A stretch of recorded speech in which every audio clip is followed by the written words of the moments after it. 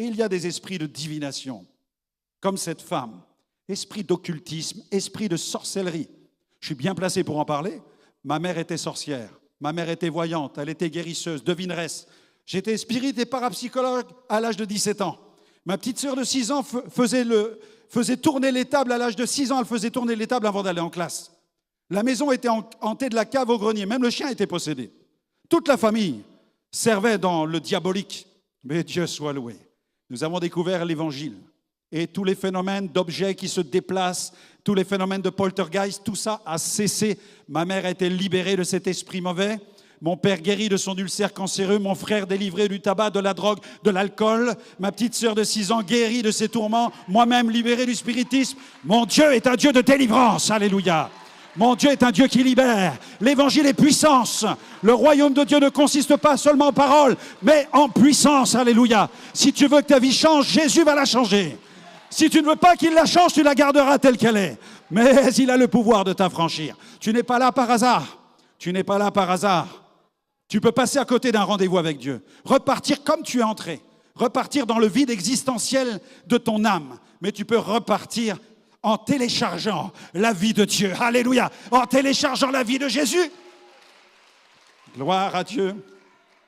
Il existe aussi des esprits de mysticisme. Pasteur, j'ai jamais entendu parler de ça. J'ai eu l'occasion d'aller plusieurs fois prêcher à Jérusalem, enseigner dans des écoles bibliques. Je repars dans l'avion. J'étais fatigué, je voulais être tranquille dans l'avion. Et là, il y a un homme qui se lève, qui commence à marcher dans l'allée. Il commence à parler bizarrement.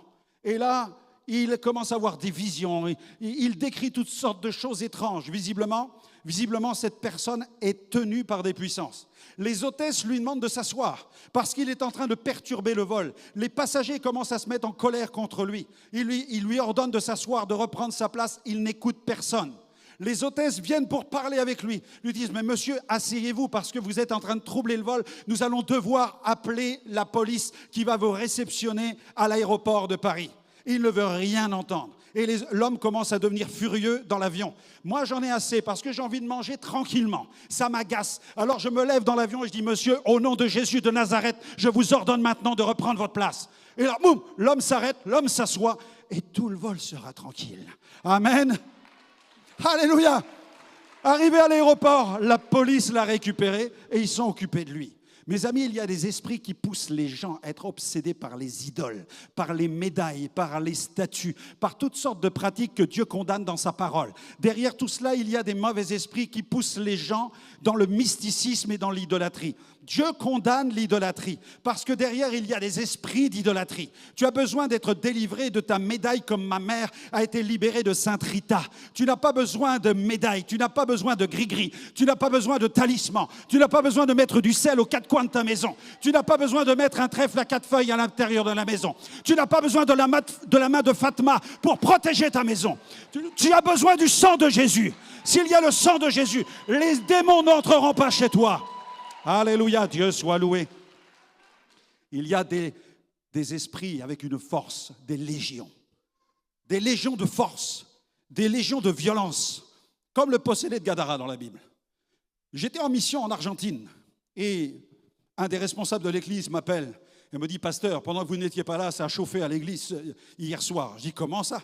Il me dit, il y a un homme qui est arrivé et vers 21h, cet homme a commencé à se dresser dans l'église, il a pris les chaises, il jetait toutes les chaises de l'église partout. Et il rugissait comme un lion et il tombait par terre et se tordait comme un serpent. Je dis, waouh, super réunion, n'est-ce pas? C'est chaud. Et là, ils m'ont dit, les sœurs de l'église sont allées se cacher derrière la librairie.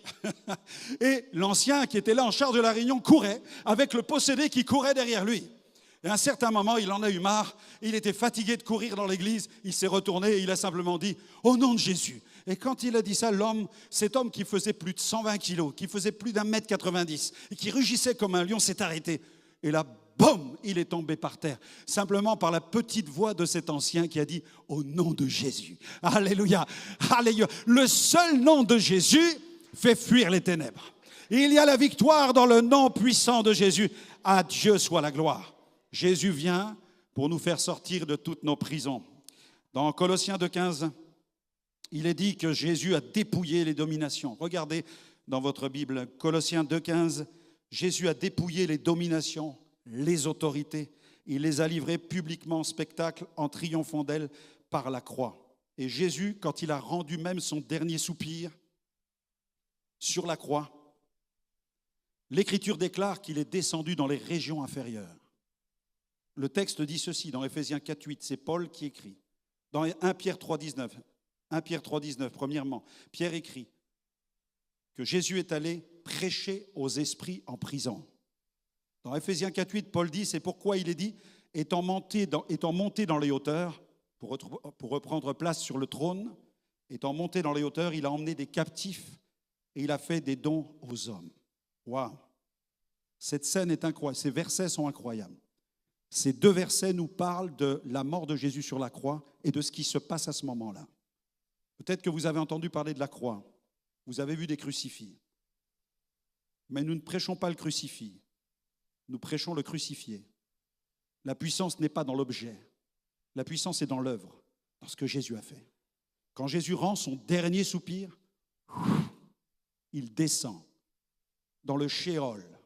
Les Juifs connaissent le Hadès et le Shéol. Jésus descend dans le Shéol, où là, il va aller à la rencontre des esprits en prison. Ces esprits sont retenus. Les justes de l'Ancienne Alliance sont retenus dans le sein d'Abraham. Les injustes sont retenus dans un lieu de tourment. Et Jésus vient prêcher aux esprits en prison, c'est-à-dire qu'il vient déclarer qui il est. Il se présente dans les régions inférieures comme étant le sauveur du monde. Et là, il ouvre le sein d'Abraham, il fait des captifs. En fait, la Bible dit qu'il fait captif la captivité, dans le texte original. Il rend captif la captivité. Il vient chercher la captivité et il l'entraîne dans les hauteurs où là, il inaugure le paradis de Dieu. Amen. Tous les justes de l'Ancienne Alliance sont introduits dans les hauteurs. Et c'est à ce moment-là que Jésus est couronné de gloire et qu'il reçoit en récompense de la part du Père le Saint-Esprit qu'il répand sur la terre le jour de la Pentecôte. Et l'Écriture déclare que ce jour-là, à Jérusalem, les 120 priaient et qu'à ce moment-là, le Saint-Esprit s'est engouffré. Ils furent tous remplis de l'Esprit de gloire et ils prêchèrent la bonne nouvelle et elle est parvenue jusqu'à nous aujourd'hui. C'est pourquoi nous croyons, parce que Jésus a gagné la bataille dans les régions inférieures. Il a gagné sous la terre, sur la terre et dans les cieux. Il a répandu le Saint-Esprit dans l'Église pour que l'Église, revêtue de la puissance de Dieu, puisse annoncer cet évangile sur la planète et nettoyer la planète des démons qui possèdent les gens et proclamer avec gloire et victoire la victoire de Jésus sur les dominations, les puissances et les autorités. Tu peux lui offrir une acclamation. Il est victorieux. Alléluia. Et l'Écriture présente ici cette femme qui a un esprit de python. Versets 16 à 18, nous allions au lieu de prière, une servante qui avait un esprit de python. Donc l'esprit de python nous parle des ordres occultes. Elle avait un esprit de python qui, en devinant, procurait un grand profit à ses maîtres. Cette femme était une devineresse. Alors elle disait la vérité. Elle criait, ce sont les serviteurs du Dieu très haut. Mais elle l'a fait pendant 3 jours. Pendant 3 jours à hurler, ce sont les serviteurs du Dieu très haut, ce sont les serviteurs du Dieu très haut. Elle disait vrai, mais la source était impure. Or, où se rendait Paul? La Bible dit qu'il se rendait à un lieu de prière, à une réunion de prière. Imaginez la scène. Nous nous rendons à la réunion de prière et il y a une femme qui commence à rentrer et qui dit, ce sont les serviteurs du Dieu très haut. Et pendant 3 jours, elle hurle. À un moment, on se dit, il y a un problème. Même si ce qu'elle dit est vrai, il y a là un trouble, il y a là un problème qui est spirituel. Et Paul n'avait pas besoin que l'on dise de lui, c'est un serviteur du Dieu très haut, car les versets précédents nous disent qu'il avait déjà évangélisé. Il avait évangélisé cette femme Lydie, qui était responsable du groupe de prière. D'ailleurs, il l'avait baptisée d'eau. Tout le monde savait qui était Paul. Il n'avait pas besoin qu'une femme vienne faire sa publicité. C'est pourquoi la source de cette publicité était une source occulte. Il nous faut discerner ce qui vient du démoniaque. Il nous faut aussi discerner ce qui vient du charnel, ce qui vient aussi du religieux. Il y a quelques jours, j'étais dans une église et nous étions en train de vivre un temps de gloire, en train de louer Dieu. Et là, je vous interpelle, frères et sœurs, pour que vous appreniez à discerner ce qui est de Dieu, ce qui est du charnel, ce qui est du démoniaque et du religieux. L'action était glorieuse. On était en train d'adorer Dieu. Et alors que nous étions en train d'adorer Dieu, il y avait une femme habillée d'une certaine manière, d'une façon très conservatrice. Elle était là dans la salle. Visiblement, il était clair que c'était une femme qui était rigoriste. Et là, elle commence à crier, repentez-vous, repentez-vous, repentez-vous. Et elle n'arrêtait pas, ça a duré plusieurs minutes à crier repentez-vous, c'est-à-dire changez de mentalité, confessez vos péchés. Alors que nous étions dans un temps d'adoration, en train de donner gloire à Dieu. C'est important de discerner et de comprendre que là, il y a un esprit religieux qui se manifeste. Ça n'était pas un appel de Dieu à la repentance. Nous étions en train de publier la gloire de Dieu. Et cette femme était en train de casser l'élan d'adoration que nous étions en train de vivre. Il nous faut discerner ce qui vient du démoniaque, ce qui vient de Dieu, ce qui vient du charnel, ce qui vient du religieux, ce qui vient du Saint-Esprit. Et cette femme était tenue par un esprit. Elle avait besoin de délivrance. Mais le Dieu souverain, quelle que soit la publicité, j'aimerais vous dire que le Dieu souverain ne craint pas la mauvaise publicité. Cette femme devineresse criait partout, ce sont les serviteurs du Dieu très haut. Mais finalement, l'Esprit de Dieu a mis tout en lumière et cette femme a été délivrée. Au début des années 2000, quand je suis allé au Sri Lanka, nous avons eu une campagne près du Grand Bouddha. Je ne sais pas si certains ont visité Kandy City, mais vous avez le centre religieux du monde bouddhiste au niveau mondial dans la ville de Kandy. Il y avait le Grand Bouddha et les autorités du pays nous avaient donné l'autorisation de prêcher l'Évangile. Et au cours de cette campagne, nous avons essuyé l'opposition de prêtres bouddhistes. Ils étaient habillés en orange, vous savez, couleur safran. Mais pour être honnête avec vous, ils n'étaient pas vraiment zen. Parce qu'ils frappaient les gens qui venaient m'écouter en train de prêcher l'Évangile. Et ils avaient recouvert la ville avec des posters. Ils avaient mis des milliers de posters dans toute la ville avec mon nom, Franck Alexandre. Et ils avaient fait inscrire en dessous, n'approchez pas cet homme, il dit qu'il guérit, mais c'est faux. N'allez pas l'écouter. Alors, je vais être clair avec vous. Moi, je ne guéris personne. Je n'ai pas le pouvoir de guérir ni de délivrer. J'ai simplement l'autorité dans le nom de Jésus, mais c'est Jésus qui fait la guérison, c'est Jésus qui libère. Alléluia. Gloire à Dieu. Nous ne sommes que les instruments, les canaux. Je ne suis qu'un tuyau. Amen. Et plaise à Dieu qu'il le remplisse. S'il ne le remplit pas, il n'y a rien. Mais s'il remplit, il y a des choses qui se passent. Gloire à Dieu.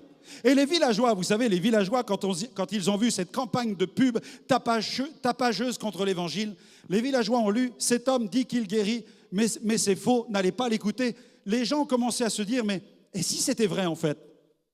Les gens sont venus par milliers pour vérifier par eux-mêmes.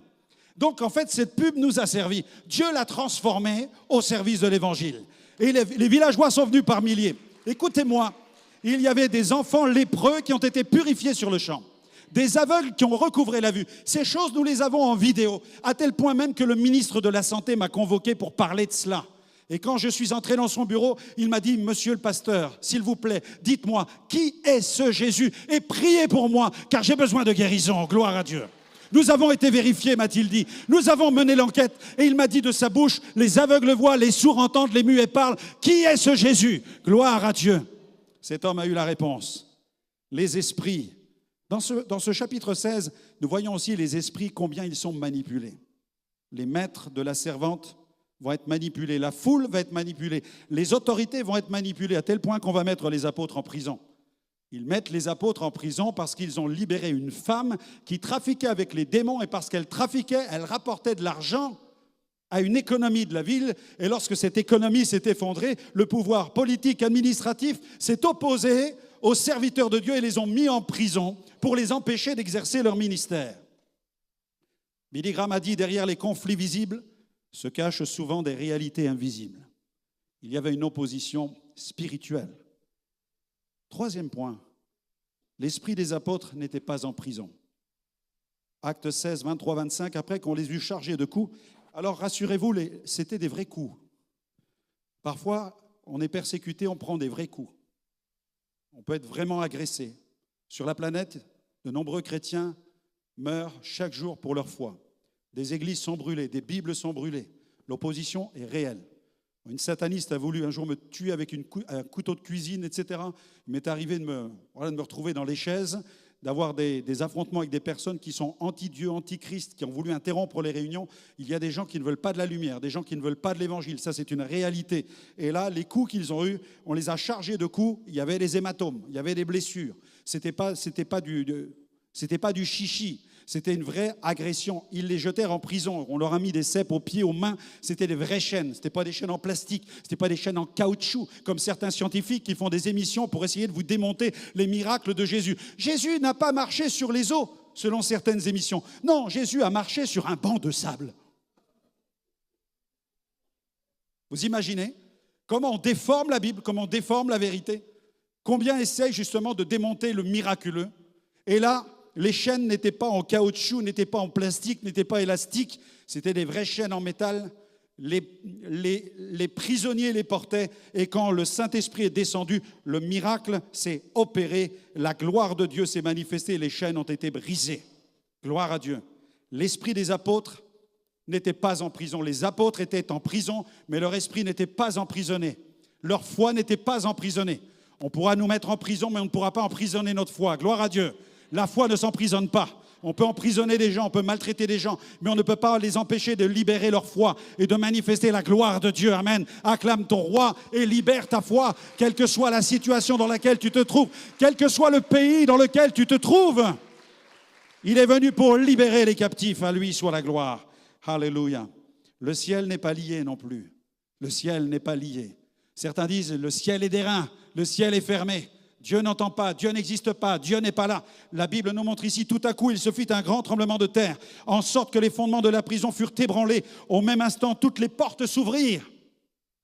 Trouvez-moi un tremblement de terre qui détruit une prison, tout en ouvrant les portes et en brisant les chaînes et en libérant les prisonniers, à tel point que les prisonniers qui ont l'occasion de s'enfuir ne prendront même pas la fuite et iront se tenir aux pieds des apôtres parce qu'ils ont compris que le seul lieu qui est sûr, c'est celui des apôtres.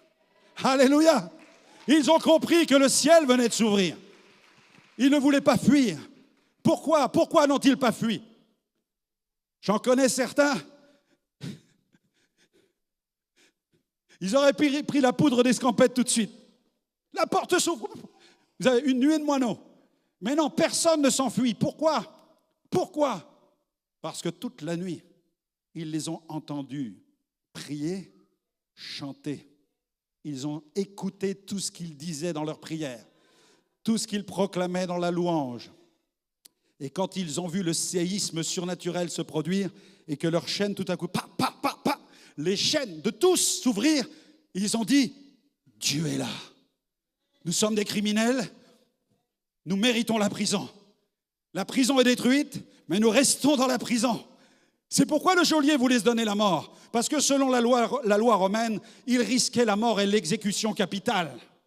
Et le geôlier est resté, il a demandé de la lumière. Pourquoi a-t-il demandé de la lumière? Parce qu'il voulait voir où étaient les prisonniers. Et quand il a trouvé les apôtres, il a vu que les prisonniers étaient aux pieds des apôtres. Parce que les prisonniers ont dit, le seul endroit le plus sûr ici, dans le quartier, c'est aux pieds des apôtres. On va rester là, on risque rien. Parce que c'est à cause d'eux que tout ça s'est produit. Gloire à Dieu. Libère ta prière, libère ta louange ce matin. Proclame la gloire de Dieu. Le ciel va s'ouvrir. Un séisme va se produire. Sous tes pieds, la terre va trembler. Et là, tu vas commencer à expérimenter la gloire de Dieu. Les chaînes vont tomber. Les portes des prisons vont se renverser. Et tu vas trouver ta délivrance. Acclame ton roi pour la délivrance qui vient. Gloire à Dieu. Le texte dit, Actes 16, 27, 28, le geôlier tira son épée et allait se tuer. Il voulait se donner la mort. Face à la situation, l'homme est terrorisé. Il pense aux conséquences, aux responsabilités. Mais personne n'a fui. Imaginez cet homme qui tout à coup est attaqué par une pensée de mort. Alors qu'il vient d'échapper à la mort. Il est attaqué par une pensée de mort. La prison vient de s'effondrer, il aurait dû mourir sous les gravats. Mais il n'en est rien. Il échappe à la mort. Et tout à coup, une idée lui vient dans la tête qui lui demande de se tuer. Cette idée vient d'un démon. Cette idée vient du diable qui la plante en lui pour le détruire. Comprends une chose, tu es la cible de quelqu'un qui ne t'aime pas, mais tu es le projet de Dieu. Alléluia, d'un Dieu qui t'aime et qui veut te transformer. Peut-être tu as entendu l'évangile par le biais de la religion, de la tradition, mais tu as besoin maintenant de découvrir l'évangile au travers d'une seule et unique personne qui a su transformer nos vies, ma vie, et qui veut transformer la tienne. Il est vivant, il est ressuscité. Et le vide existentiel que tu portes en toi, ce vide, le seul qui puisse le combler et le remplir, il s'appelle Jésus. Il a dit, celui qui croit en moi, des fleuves d'eau vive jailliront de son sein. C'est pourquoi le possédé de Gadara que l'on enchaînait après un arbre, ce pauvre homme qui était habité par une légion, qui n'était plus capable de s'habiller, de se vêtir, qui vivait à moitié nu. S'il avait vécu dans notre société, on l'aurait enfermé dans un hôpital psychiatrique, on l'aurait bombardé avec des médicaments, on aurait prescrit les solutions qui sont les nôtres scientifiquement et chimiquement. Mais cet homme avait un autre problème qui ne se règle pas avec des cachets, quelle que soit la couleur des cachets. Son problème devait se régler avec la puissance de Christ, avec la puissance de Dieu. Et comment cet homme, en quelques secondes, est devenu un autre homme, assis, vêtu dans son bon sens, parce que Jésus est allé le rencontrer. Et lorsque les puissances de ténèbres ont vu Jésus, elles ont été terrorisées, elles ont tremblé, parce qu'elles savaient qu'elles étaient vaincues. Pourquoi ? Parce qu'elles le connaissaient. Ton pire ennemi connaît son pire adversaire. Et le pire adversaire de ton pire ennemi s'appelle Jésus. Et Jésus a autorité sur ton pire ennemi. Gloire à Dieu. Et il veut te délivrer, non seulement de l'ennemi qui te pousse à faire ce que tu ne veux pas faire, mais il veut te délivrer de ton ennemi public numéro 1. C'est ton propre péché, ta propre nature qui donne pouvoir à cet adversaire-là. Et c'est en demandant pardon à Jésus pour tes fautes et pour tes péchés que tu ôtes toute espèce de pouvoir à l'ennemi de ton âme et que tu permets à Jésus d'entrer dans la scène pour te rendre vraiment libre. Jésus a dit, vous connaîtrez la vérité vous affranchira. Si le Fils vous rend libre, vous serez réellement libre. Il y a une vraie délivrance, une réelle délivrance par le nom puissant de Jésus. À lui soit la gloire. Alors, le geôlier a accueilli les apôtres chez lui. Il les a reçus. Il a soigné leurs plaies. Les plaies étaient vraies. Il les a soignées. Et la Bible dit qu'il fut baptisé, lui et tous les membres de la famille. Amen. Il y a de la joie dans une famille ce matin ici, hein? Eh oui. Alléluia, c'est que le début, parce que d'autres vont suivre de génération en génération. La percée, la brèche est faite. Le royaume de Dieu s'étend dans la famille, gloire à Dieu. Et combien de joie lorsque les membres des familles se convertissent. Gloire à Dieu. Lorsque tu viens à Jésus, je suis le premier dans ma famille à être venu à Christ. Le premier. J'ai rencontré Dieu sur le bord d'une fenêtre. À 17 ans et demi, je voulais mourir. Je voulais me suicider parce que j'entendais des voix. Et ces voix me disaient de me jeter dans le vide. 17 ans et demi. Mais la voix de Dieu a résonné dans l'autre oreille. Et Dieu m'a appelé à me tourner vers lui. Ce jour-là, j'ai élevé ma première prière vers Dieu. Ce fut un hurlement. Mes parents m'ont trouvé en transe, trempé de sueur. Ma mère, qui était voyante, ne savait que faire avec moi. Personne ne voyait mon avenir. Personne ne pouvait me secourir et me libérer. Ma mère pratiquait la magie, mais elle n'avait aucune magie pour moi. Rien. Nous parlions avec les morts, mais nous n'avions aucun contact avec l'Esprit de Dieu. C'est ça la prison. Mais Jésus vient pour libérer les captifs. Et il le fait sur le bord d'une fenêtre. Il n'y a pas de clocher, il n'y a pas de temple, il n'y a pas de prêtre, il n'y a pas d'église, il n'y a pas de cierge, il n'y a rien, rien. C'est sur le bord de la fenêtre que Dieu vient. Et là, Dieu me rencontre. Je fuis cette maison du diable, qui est une maison hantée. J'erre dans les rues pendant plusieurs heures, et c'est dans la rue que je vais rencontrer la présence de Dieu. Je vais rencontrer un groupe de chrétiens qui partagent des traités sur la foi chrétienne, et ils me parlent de leur Jésus. Pour moi, c'était un personnage historique seulement. Je ne pouvais pas imaginer qu'il était vivant. Et là, dès que je laisse cet homme, après qu'il m'ait parlé de Jésus-Christ, je lui ai donné mon curriculum vitae spirituel. Je lui ai dit, ma mère est sorcière, voyante, guérisseuse, je suis spirit, radiesthésiste, parapsychologue. Je lui ai dit, mon père souffre d'un ulcère qui est en train de le tuer, mon frère se bat avec mon père, mes parents parlent de divorcer, ma sœur est possédée, le chien aussi, la maison est tentée de la cave au grenier. Je dis, vous avez une solution pour les gens comme nous, vous? Je me suis dit, il va me prendre pour un extraterrestre, ce chrétien, et puis il va fuir de l'autre côté de la planète. Il me dit, oui, il y a une solution. Il me dit, c'est Jésus. Je dis, Jésus, le barbu de Nazareth qui faisait des miracles et qui marchait à pieds nus. En fait, je me moque de lui, vous voyez. Il me dit, oui, Jésus-Christ. Je dis, mais je suis allé à l'école et dans le cours de religion, on m'a enseigné qu'il est le fondateur du christianisme, mais vous ne devez pas être au courant, il faut que je vous parle de la fin de sa vie. Alors je commence à lui parler de la fin de la vie de Jésus. Je lui dis, Jésus, il a fini sa vie sur une croix et il est mort. Ah, il me dit, c'est ton cours de religion. Je lui dis, oui. Et il brandit sa Bible, il me dit, mais dans ma Bible, il est bien dit qu'il est mort. Il est le fondateur du christianisme. Mais le troisième jour, il est ressuscité. Je lui dis, attendez, moi je suis dingue, mais vous êtes plus dingue que moi. Est-ce que vous croyez qu'il est vivant en fait? Il me dit, oui, oui, oui, il est vivant. Je dis, mais donne-moi son adresse. Dis-moi où il habite. Je vais aller le rencontrer. Il me donne l'adresse de l'église évangélique du coin, un endroit extrêmement modeste. Quand je suis arrivé devant, j'ai cru qu'on allait me kidnapper. C'était un vieux local. Et j'arrive devant, je me dis, mais en fait, c'est une farce. Il y a des gens qui vont me kidnapper. Et comme j'avais des règlements de compte et qu'il y en a qui m'en voulaient beaucoup dans la ville, je me suis dit, ça tombe, c'est un piège. Alors je rentre dedans, mais je regardais toujours derrière moi s'il n'y avait pas quelqu'un qui allait sortir d'un placard pour me sauter dessus. Et il y avait un pasteur qui prêchait. Et un film qui était diffusé, la vie d'un chef de gang, Nicky Cruz, dont la vie avait été changée. Et à la fin, il lance un appel. Alors, je tremblais de la tête jusqu'aux pieds. Je m'avance, il prie pour moi. Et là, bam, je pars dans les chaises et je fais un voyage au Niagara céleste. Je suis libéré des démons, libéré de tout ce qui me tourmentait depuis des années. En un instant, ma vie est transformée.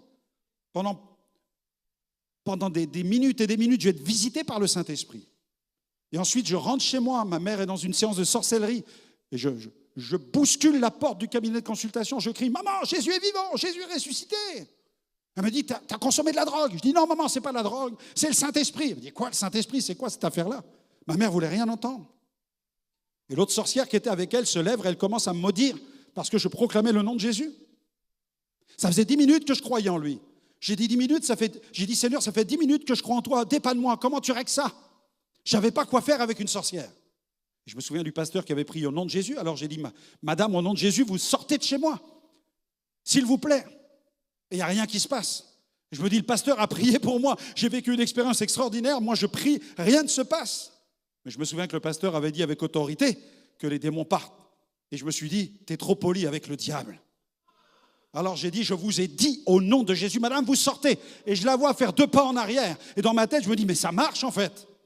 Et je dis, tu sors! Et là, quand je dis ça, mes amis, elle ne sort pas. Elle tombe et comme un serpent, elle va sous les chaises. Et ma mère me dit, Franck, qu'est-ce que tu as fait? Et je dis, maman, c'est pas de ma faute, c'est pas de ma faute. C'était le nom de Jésus, amen. La puissance du nom de Jésus-Christ. C'est pas de ma faute. C'est malgré moi. C'est à cause de lui. C'est parce qu'il est vivant que ta vie peut changer.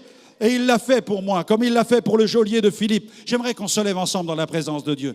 J'invite les musiciens à venir, nous allons prier pour vous. Et Jésus va briser des chaînes. Jésus va rendre libre. Là où il y a des obsessions, là où il y a de la molestation, là où il y a des tourments, de l'angoisse profonde, là où il y a des pensées de mort, des pensées de suicide, tu entends des voix qui te tourmentent, là où il y a un vide existentiel, Jésus veut venir le remplir. Il veut s'engouffrer dans ta destinée et faire de toi une nouvelle créature. Il m'a donné une nouvelle destinée, une destinée glorieuse.